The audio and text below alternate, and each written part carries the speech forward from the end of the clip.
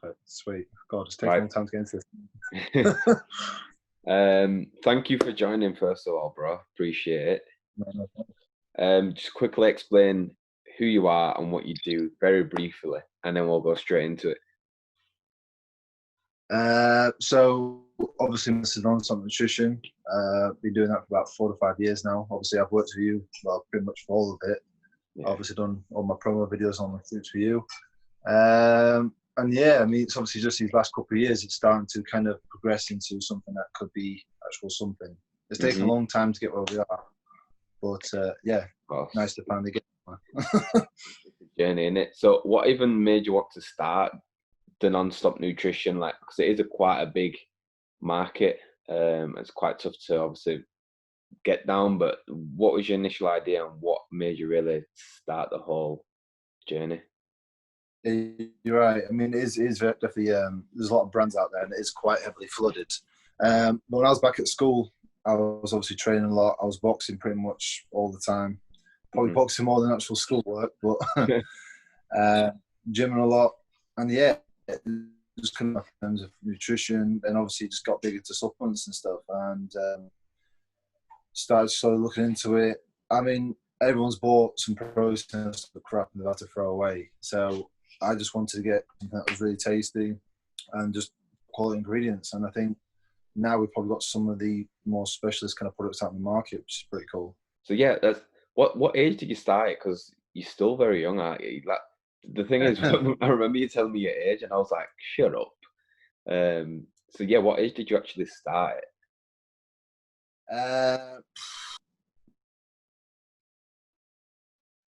I think I started when I was about 16, but I made a massive mistake. Wow. I was talking to an American manufacturer in, I think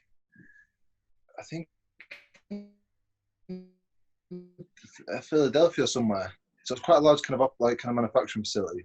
And I was looking at quite a small minimum order. Obviously, I was just starting out, and I was obviously a bit young, a bit naive, and a bit stupid. And I just really wanted to get this out there. So I was working at Jamie's part-time as like a bartender and start progressing up.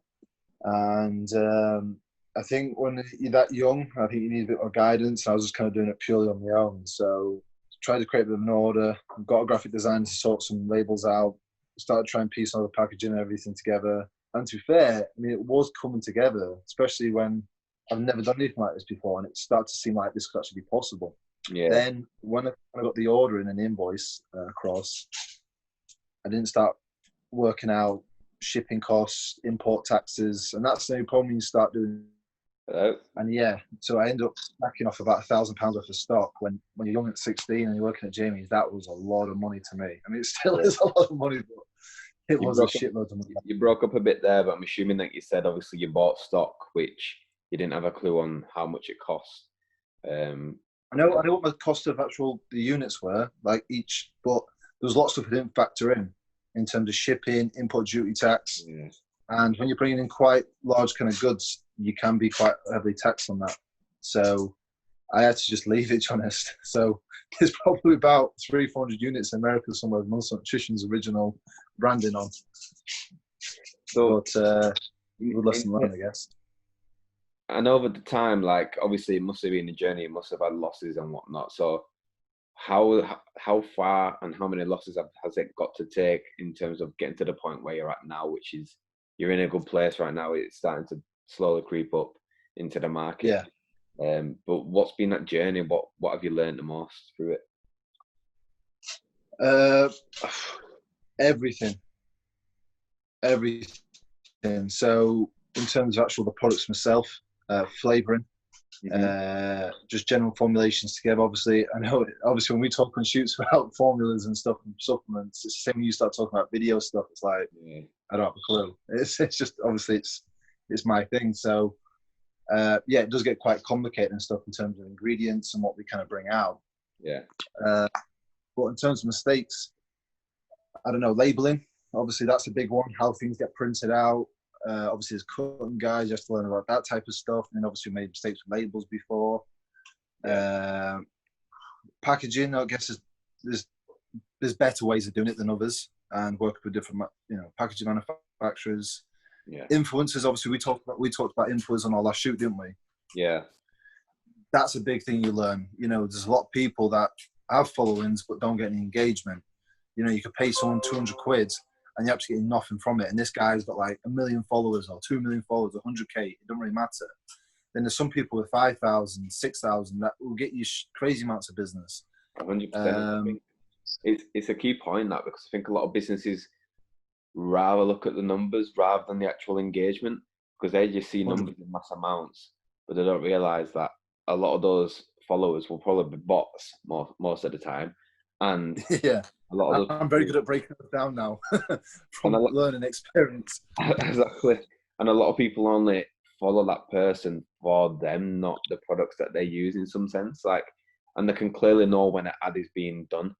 But say if like I say, someone genuine that has like, let's just say 5,000 to 10,000 followers that get around 500 to 1,000 likes, they're genuine people that are more likely going to probably buy the products, especially if you're targeting the right people in terms of fitness and stuff like that. Yeah, I totally agree. I think it's just you're a bit more trusted rather than just. I've noticed. I mean, I obviously told you one of the big kind of promos I declined, who was like a bit of a Z-list celebrity, but he was charging quite a lot. Yeah. And again, he was over promoting Forex, this protein thing, clothing, and it becomes too much, and people start engaging less, and just like you're just promoting shite all the time. Yeah. So that is a big thing people got to be aware of. And also, like you said about the bots thing, I can break down someone's account now only because I've wasted £150 once on promo and I got nothing from it. I mean, even on your business account, obviously you can see the view rate, can't you, per week? Mm-hmm. And if you're going to do someone who's got generally 1,000 followers, you'd expect a couple of hundred at least to look at your stuff. Yeah. So, and I've paid a couple of people and literally have not been budged. I mean, I won't send any names because obviously some people are more local than others, but yeah, you can definitely tell a massive difference when something works and something doesn't. And it's also how you market, because a lot of people will just like post on the Instagram without no creative twist or anything like that. Just like a picture like that with the protein. It's just like, to me, selling the product, to me, that's just you taking a photo with a box. Like, if you're trying to sell a product, make a short video, 10, 15 seconds on your story of you making it, drinking it, do a little quick review on it. If you liked it, enjoyed it. Yeah. I think that. Yeah, no, I agree. It's just more people believe it a bit more, then it seems like you engage a bit more with the actual your following. Like I said, we always said this, like when you talk more, people get to know you. People are more likely to lend money to a friend than they are to a stranger. Yeah. Same with buying a product, similar sort of thing. If they get to know you, they trust you more. Rather than just a picture of, hey, buy this, hashtag ad. It's 100%, and it's a trustworthy business at the end of the day. Like, if you want to get that customers, then I think another way of doing it is probably just shipping out free shit, which I know it's obviously a loss, but ultimately you're going to gain a return over time, because, or even go to like, I don't know if you can do it, you probably need a permit, and a permit might be a bit expensive at places like this, but go to Brigitte or somewhere in Leeds and just do like shots of proteins or pre-workouts. Well, maybe not pre-workouts, because people will be walking around town buzzing the tits off and wanting to like lift some weights or some shit, but definitely give out samples and stuff like that. I think that's a good strategy of doing it. But like you say, it's a really tough industry to be in, and marketing is key when it comes to something like this. What kind of market strategy are you trying to do differently compared to your competitors? Because that's what you need to look at more than anything, really, truly. You're all making a similar products, and they're all going to taste similar. Obviously, everyone has their own unique taste and their own ingredients, which differs each company. But ultimately, it's kind of like the same thing. So how do you then stand out in terms of the market strategy? Because that's what I think it comes down to. Same with me, with what I do as well. Yeah, and of course, 100%. So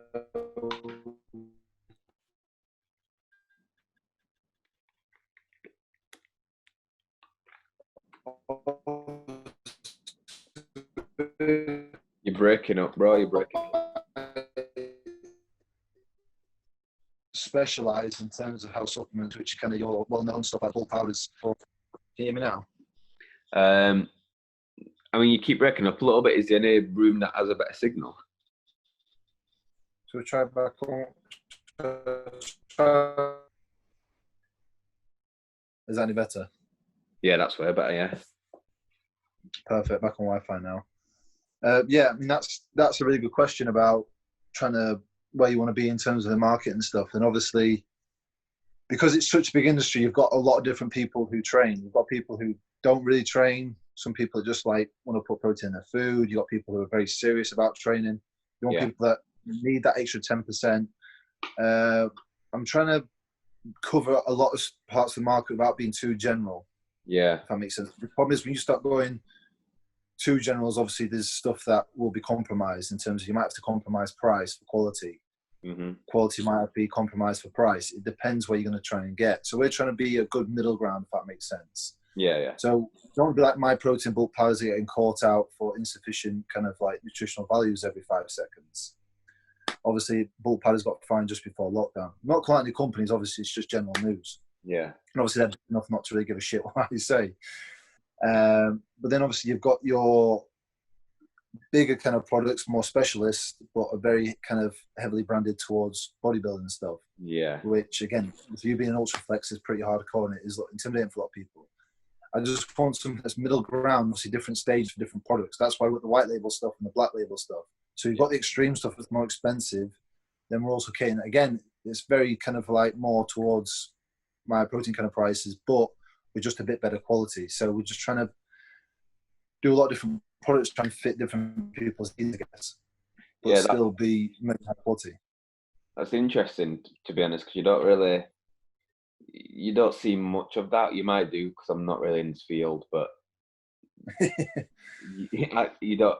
To be honest, it's a good way of thinking of it. You know, catering for everyone or trying to cater for everyone. A good standard. Yeah, to a point. I mean, obviously, there's always going to be those cheaper brands that, of course, people. Yeah, and you can't make everyone happy. Of course, but the cheaper you go, the more worse quality it's going to be, and there's probably chemicals in there that are bad for you. So I'd rather pay the price of a more expensive or a decently priced protein company, know that I'm getting something that is good for me and there's no bad chemicals in it or anything dodgy in it. I would rather that over than saving £10. You know what I mean? Because at the end of the day, whatever we put in our body is a result in our lifespan. Yeah, so, you're right. No, you're right. It is like an investment, especially if you're training a lot. It does make a massive difference. 110%. And just touching back on the market, and I think working with someone that understands your vision is also a great way. Like me and you kind of understand each other a lot, and I would say, yeah, an idea to you and you're willing to listen, which is great. That's what I love to work with. Because I always say to you, like, the market, when you look at it, if you typed in my protein, if you typed in bulk powder, if you typed in any of these protein companies, you will see the exact same fucking marketing strategy. Boys and girls, same videos in the gym. Like, there's nothing different, and that's what I want to bring to your brand, because I honestly believe definitely it can stand out as well. The name stands out itself, Non-Stop Nutrition. I think it's a genius name. Yeah. And it relates to sport, 100%. Sport all the way around, not just bodybuilding. But again, what's quite good about Non-Stop Nutrition in terms of name and branding is it's still somewhat neutral. It goes against both men and women, ages and different sports categories. I mean, obviously, you've got to be careful when branding that you don't completely target one certain audience. Obviously, like Ultraflex, for a perfect example. It's a sick gym, and obviously we've both been there. You've done videos there. I do my training there sometimes. Yeah, it's very, very strong bodybuilding focused. When you've got like rehydration stuff, which is great for training, for running, you're just trying to like overlap onto a lot of different sports, but just not make it too heavy to one category in terms of branding. I think it's quite important, if you see what I'm saying. 100%, 110%. Do you think, I'm going to word this,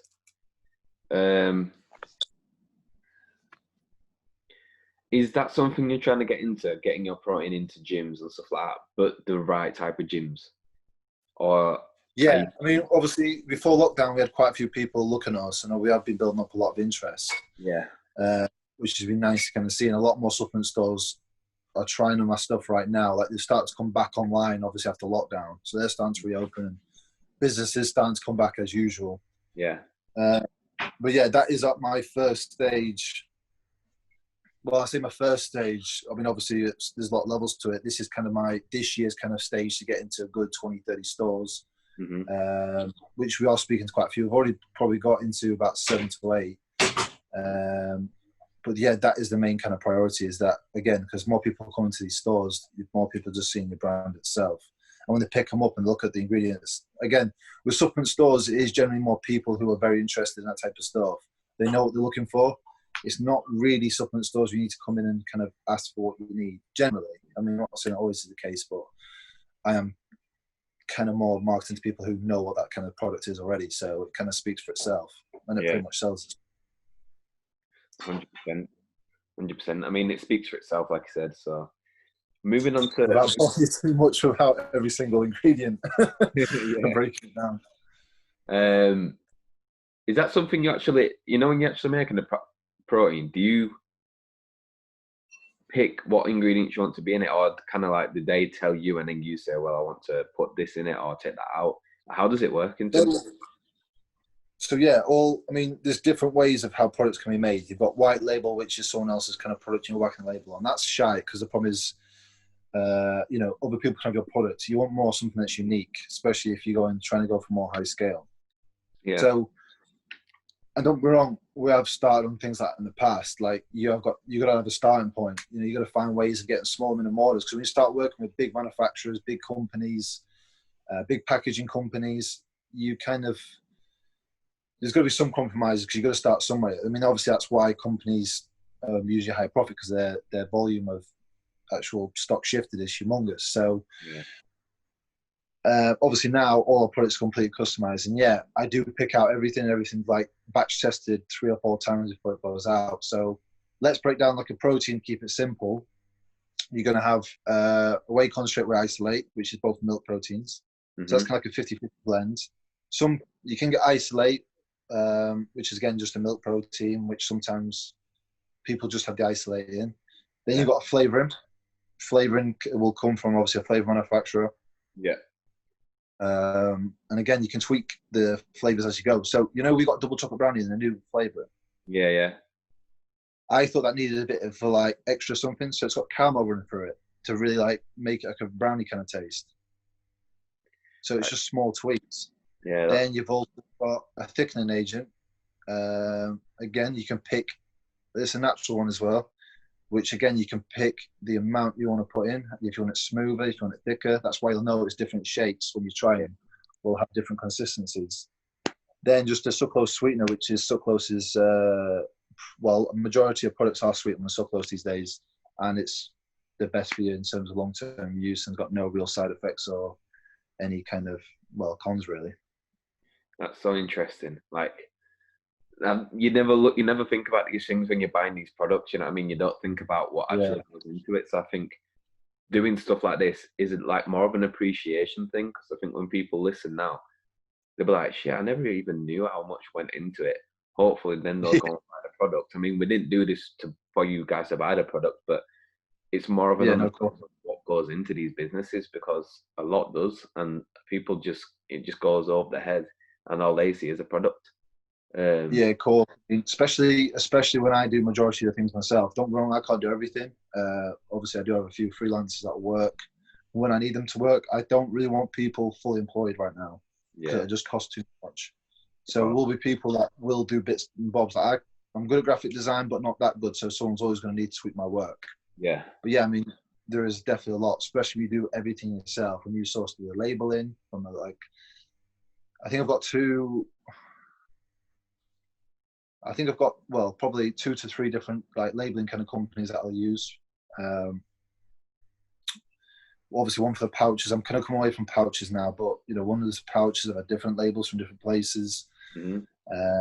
Then when you source and packaging yourself, then obviously ingredients yourself, which obviously makes what it is. I mean, obviously there's ingredients sourced from China, there's ingredients sourced from America. It gets complicated, but that's what makes your product so special. Of course it does. End of the day, you want to be at the top of the market, or at least be at some form of that hierarchy chain.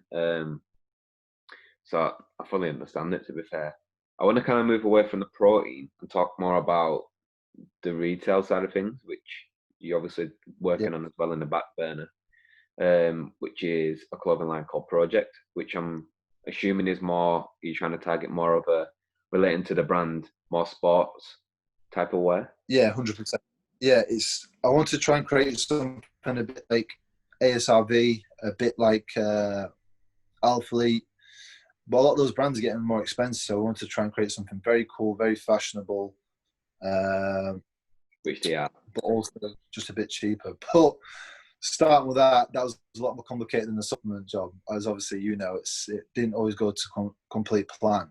Mm-hmm. It was a tricky business to get into. I mean, we started sourcing from Pakistan to start off with, and there were, obviously we spoke about this on our shoot, but it was very, very difficult to deal with them just in general, to get your things right. 100%. It's like a whole different, when you're, first of all, you're miles away from each other, so communication's key. And which is key, but it's very, their communication's horrendous. So yeah, that's you're right, fall apart.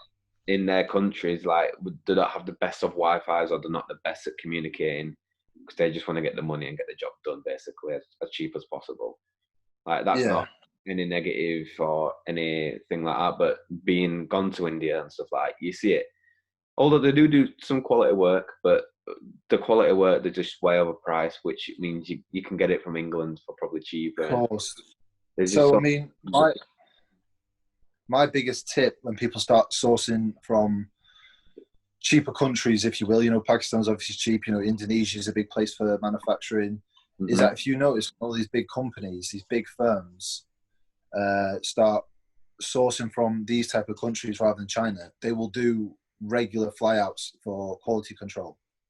Like, that's the most important thing. If you're not controlling quality checks before things get sent out, you're going to get different stuff every time. Yeah. And that's why, obviously, when you've seen all these new samples and a potential new kind of rebrand and maybe to go for it again, is that's why China is just in a different league. But the open is then, same with the kind of the supplement stuff, you have got completely different MRQs, which is obviously minimum order quantities, and they want hundreds or thousands of units. So, but then again, you are buying from big facilities, big companies. You know, like, I've dealt with some companies that have manufactured for Do You Ever, or, you know, Alphalete, and some like top kind of manufacturing facilities, which takes a long time to source. Yeah. But you do understand the quality, and when you feel the stuff and how it's designed and the customization to it, and that's when you create something really special. I think that's a different league of when you start off to actually running a proper, strong business. 100%. So have you moved now towards the China market because of the quality control? Yeah, 100%. You just get, it's just so much better. If I did this again, I'd be sourcing from probably about 3 to 4 different manufacturers in China. Again, even from China, there's some places can do stuff better. So when I've had my samples through, I feel like, oh, he's better at shorts, so I'll go with him. He's better at hoodies. Yes, it's more of a ball ache, but when you're selling stuff and you got better quality stuff, it's gonna, the customer's gonna be more. It's gonna sell at the end of the day, and that's where it all comes down to, really and truly. If you want a successful business, you need to be ordered to get sales, and by doing that, it needs to be quality product. But yeah, I've seen some of your recent stuff, and it looks awesome. To be honest, I'm not even gonna lie, it looks sick. Yeah, I mean, obviously you saw the shorts and the joggers on the shoe, and I was happy with them. I mean, they were class. Yeah, they look. And I've worn to death. I think is that the more stuff you're trying to go for? I mean, I don't want to give away to the audience what they look like or what quality they are, but is that the kind of fit and kind of, because it is quite fashionable, I will say. That's one thing I will say. It is gym gear. I'm very fashionable. What do you mean? But it is gym gear, but you can wear it as an everyday essential, if that makes sense. It's like, I'd go... Yeah, exactly. That's exactly what I'm trying to create. You know, something that's very... I mean, fitness in that kind of industry now is humongous. It's just everyone's obsessed with it. Well, majority of people are. And stuff, you know, like cool joggers, camo joggers that really fit well, slim fits. Like you said, and also it's kind of a bit more of a lifestyle at the same sort of point. So I think that's why a lot of brands kind of do well. 100%. And I think Jim Kim started out to do that, and then it's kind of just become like a fashionable brand now. I don't feel like it's stuck to its market or where it actually originally wanted to be. But again, that's different when it starts becoming more corporation based. You know, it's a big team Yeah. now, big offices. And that's what happened with Gymshark. Everyone's like, oh, the quality is not as good anymore because there's more CEOs in it now. There's more people in buying. There's more people in quality control. There's more people that, you know, that obviously the shareholders now, it's on the stock market. They're trying to, it's all about shareholders and making profits. It becomes different. Like with me, when I'm pricing up a spec for a supplement product, if there's a couple of extra pounds in it to put something in that I prefer ingredients wise, I'm going to do it. When, you know, my dad's very different. My dad's, when he's looking at stuff and I'm like, oh, this and this, he's like, no, profit needs to be bigger. Profit margins need to be bigger. But again, that's when you start off a business and it becomes small. You start to learn more about the passion rather than just the profits. And again, that's how it should really start. It shouldn't just be about pure profit business. But I mean, don't be wrong. I'm not saying profits, you shouldn't care about it because it's a big part to the business. You know, like people do need to care about profits. It makes your business turn around. It's common knowledge. Everyone wants to make a profit, like I said. But what isn't common knowledge to a lot of people is passion and taking care of your product. Because all people 100%. Want to do these days is make money, and they want to make money fast as well. So if you're trying to do that, ultimately it might work out for a bit, but it's not always going to happen. And even when you do get that success, it's not always going to be sustainable. So yeah, as well, like you said, I mean, obviously with Gymshark, Gym King, they completely changed their target audience. Yeah. And they went more global. They tried to hit more stores and trying to create it more like a general brand rather than what they kind of put, which I understand that's just their next level of progression. That's always going to happen like that. Yeah, they're completely smashing it, to be honest. I'm just saying, like, the reason why I brought them up is because they've completely gone off their target audience, which is not a major issue, I guess. I mean, it's doing them very well, so it doesn't really matter. But that's how strong businesses look. That's why they're bigger, because welcome to the jungle. You know, you've got to adapt, you've got to change. And if you don't change, then you disappear. That's how things work. You know, if your target audience that you started with doesn't like it anymore, then who else can you target? Change it. You know, if your product's not selling as well, change it. If your branding's not working, change it. It's just, you've got to be open to adapt and just roll with the times, because everything's evolving every second. Technology, ingredients itself, in terms of the technology of actual products. Mm-hmm. You just got to make sure you're doing your research all the time. 100%. Otherwise, you get left behind. Business is tough, man. Business is very tough. It's very tough. It can be a bitch at times, but it's what makes you a better person. I mean, I agree. If you're not in the business, or if you're not self-employed or whatever, like, people probably won't understand where we're coming from. But I think when you do become self-employed and you have your own business, I think you learn so much more life skills than you would anywhere else. And I know it's a longer journey. It's a way longer journey. But as a person, you evolve so much. Like, from me in school to now, two different people. Yeah, I'm sure, because you've got to put yourself in those situations, bring yourself out your comfort zone, you know? If you're not very talkative and you're doing shoots and stuff, it's like, you will have to be talkative, right? But I think when you know something, obviously you're an expert in your field and I'm an expert in supplements. Like, as soon as you start talking about cameras, lighting, I don't know, you know what I mean? Like, I don't have a clue, but obviously you exactly know what you're doing. And again, it's easier when to come across like that when you're selling something or you're doing something. When you're an expert in your field, it's a lot easier. When I go into a supplement store and go, hi, you know, we've got this, and this, and, you know, we create this, and it's like, oh, okay, yeah, the kid knows what he's talking about. It's more believable. I think that just comes over time. For me as well, it's like, from my perspective and my upbringing, it's like, I don't understand it all. Like, to be honest, I don't know a lot about cameras, if I'm being completely honest. It might sound like I do, but I don't have a fucking clue. I know about the names, I know about the stuff that you need to know in order to fucking, you know, to invest in it. But I don't know all the technical stuff and all of this. And I just think things like that are kind of irrelevant, especially in my industry. It's irrelevant. And a lot of people say, oh, you need to know the slang, you need to know this, you need to know that. Which I get it, because it's a more efficient way of working. Because if people already know the slang, then cool, I get it. But there's nothing more simple than just normal English. To me, you know, when I'm reading a book and there's all these like complex words, and and then later they just break it down in a simple form and just like, why the frig? Everyone overcomplicates stuff. No, I totally agree. No, I, it's just, always overcomplicated. I But I don't, mean, moving back onto what you said about business, I do think Instagram over glamorizes business a lot, and it's very easy to look at the people who are winning and doing well, and obviously, you must see bloody business kind of courses and stuff pop up all the time on Instagram, like ads and stuff. Jeez. And it's like, it's not like that. I mean, it's not as simple as that, and it is that kind of fail and learn kind of strategy. That's the best way. Don't be wrong, learning, reading is always going to make a massive difference. Yeah. But Instagram definitely makes it very glamorous and makes it sound like, oh, if you do a business, you're going to make millions and that's it. It's not like that.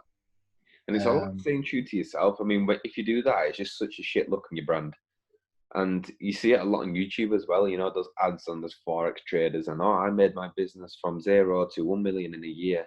Like things like that. It's like, it's a false lie, and it's something that they're trying to sell you that isn't real. Like in the business industry, people can do that. People are that knowledgeable. They can turn a business from 0 to 1 million. But it doesn't mean that they're going to help you do the same, and they're not telling you the true business side of things. Like I said, business is hard, and Instagram is very bad for that. Not even just with business, just in terms of lifestyle. Anyway, it's been Tell me about it. It's definitely showing. Yeah, I hate it. I got the paper with Instagram. I mean, but that's why, if anyone looks at my page, it is just pure fitness. There's no politics. There's no news. It's just very much general training. That's what I like. It's just keeping it not as personal. People, like I said, will do talks and stuff in it. God, can you hear the dog barking? Shut up. Coco's yapping. What was I saying? Yeah, so that's why I keep my page how it is, because it's just I like to keep things. It's like a business account. Like I've always said, it is a business account. It's not really that personal. And that's why I like it, because it's, like I said, it's nothing too, like sexual stuff on there really. It's just like money stuff, lifestyle. Well, lifestyle is in terms of the training, but that's about it. I think that's the best way. I think it's end of the day, a business always does well, and it might take them longer. It tends to actually take them longer when they're authentic. I think when you're authentic, no one has anything bad to say about their business. And yeah, it might take longer to grow being authentic, but when you do get to that point, no one is going to have a bad word to say or say, oh yeah, that brand faked it till it made it, and that sort of shit. So I think if you're staying true to yourself and what your brand is representative of, then I think I totally agree. I think that's the completely right way of doing it. And I think these courses are telling you false lies and telling you to do certain things that you might not agree with, but you want to do it just for the money side of things. It's like, no, always stay true to what you believe in and what you believe your business brand is. Don't ever sell your business out for the fucking profits or anything like that. No, 100% not. Because like I said, you can sell a shite product once, but you need that repeat custom. You want people to keep going back and go, wow, that was really good. That did work. And yeah, I mean, that's what these courses kind of teach. They do drop shipping. Listen, I've tried drop shipping as well before. Like I've tried quite a few businesses and stuff. And the problem with drop shipping is that when you're drop shipping products from a manufacturer in China or wherever it is that you're not seeing that product. You don't know what it's going to be like. And that's the good thing about products I have. I can see it. What does it look like? How does it feel in your hands? How does it feel? How does it taste? When you're selling products like drop shipping, you can get, sometimes the pictures look absolutely amazing. I mean, when you do like those type of shoots, you can make it look like it's worth £1 million and you get it. It's like cheap plastic. I mean, yeah, it's not a way to start a business. And people ask me about drop shipping before, and I just say it's not really a way to start a business unless you have got your actual stock that you've created in a fulfillment center, when then you can pretty much put your company on an automated kind of system. That's more complicated. Yeah, it sounds very complicated. I think keeping it simple and just focusing on one thing for the first half of your career. Like I think people get it twisted too much and want to do so many different things in different pies. And I know a few people. My girlfriend's a bit like that, and it's not it's not a bad thing. Like I get it. Yeah, you want to do so many different things to keep your lifestyle and like entertaining and whatnot, but there's only so much concentration and certain amount of dedication you can put to that thing because you're trying to mix it in all the different things. I think when you put your 100% in one thing to start with, and then when you get to that point where you're like, right, well, this is doing well, I can then start to branch off and do the things that I've always wanted to do. That's Yeah, no, I when totally agree. that's when you should be doing those things. I don't think you should be doing it straight away because it's just so much to think about. And I just thought that's just my way of business. I think it's just a bad way because you're only going to be doing stuff half decent. You're not going to be doing things at your full potential, I believe. No, I totally agree. No, I totally agree. And also, I think you can overwhelm yourself with products as well. Don't get me wrong, I think you need more. Grant Cardone says this, and a lot of other kind of big, successful people say that you need more than one product out of business, which I think is true. You need multiple income streams. But you can go to the other part where you do create too much. Yeah. And it can be overwhelming. Like, obviously, you've seen those shakers on my story recently. I'm trying to build those shakers, but I'm thinking, is that a real essential to my business? Or would it be better to? I didn't kind of explain that the best as well. I mean, do other things, but in the sector you're already doing. Does that make sense? So I think the thing that I didn't kind of make clear was there's people out there that let's just say me, for example. I'm a filmmaker, so I have this business. So then it's like me going out and doing a protein business like you are, which is completely out of my sector. And then let's just say I go off and do something else, like try and become a forex trader, just for sake of it, and then something else. And it's just like there's too much time that I'm dedicating to other things that I'm just not going to be the best at, and I want to be the best at whatever I do. So I'm going to dedicate, let's just say, 10 years of my life doing this. And then once I get to a certain point in my life where I have a team and I can kind of have more free time to do different things, then I'll start doing my other interests and probably invest in different things and whatnot. But for now, yeah, I'm doing different things, but in the sector that I know what I'm working towards. So I've got my YouTube, which over time is going to grow. And yeah, but it's something I enjoy doing, and it's my knowledge. It's what I'm doing as a career. So therefore, yeah, I agree. I think when you're starting out, as long as you keep it relatively relevant, yeah, don't like. I think I've rushed into the clothing, but I think the clothing still matches what you represent, though. Like it's a sport. It's definitely, yeah. It's not like I'm selling coal compared to selling supplements. Obviously, it's still some sort of industry, but could that money be invested into my actual supplement business first at a younger company? Yeah. And being better in that? Probably, yeah. I mean, because like I said, I'm happily open that I probably on my first kind of tester batch or whatever I did with the project is that I lost about $2,000 on it, which I mean it's a shitload of money. I mean it's a lot of money to lose. Yeah, it is. But I could tell you now 100 ways not to do it.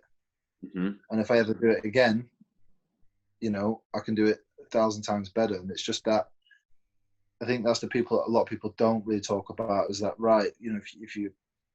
If you've not done it right the first time, what'd you learn from that? Can you do it again? Like pay off the debt. Because don't be wrong, putting yourself in debt can be a good or bad thing. If your business is making money, it's good debt. If you've got money invested into your company, obviously I've used government loans before and I've had government-backed loans to start up some business before. And if that's making you money, like let's say non-stop works well, that's good debt. But obviously if it's not selling or if it didn't work how you want it to be, it comes into bad debt. Yeah. And that's the difference. So, you pay off that debt, which I've done, then you go again, like, right, let's move over, find different manufacturers, find different materials, work on different fabrics.